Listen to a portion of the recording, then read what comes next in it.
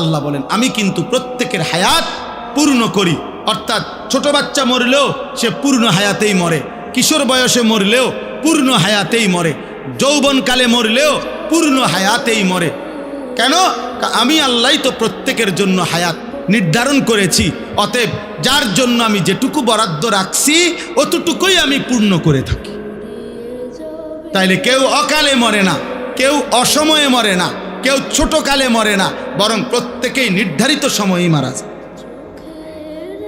ওয়ালাআল্লাকুম তাকিলুন, এই শেষ কথা, ওয়ালাআল্লাকুম তাকিলুন।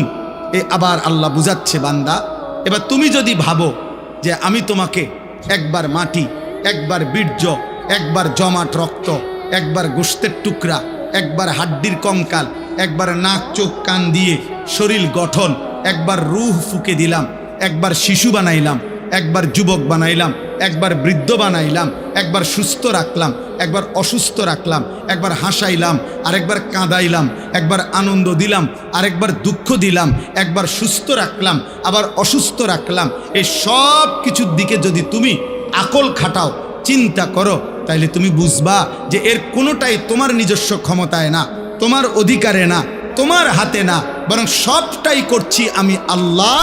অতএব তোমার উচিত আমি আল্লাহরই গোলামি করা। কার? কেন? তোমার তো কোনো কিছুর অধিকার নেই, তোমার তো 1 মিনিট বেঁচে থাকার সক্ষমতা নাই, আবার নিজের মৃত্যু নিয়ে আসারও তো সক্ষমতা নেই।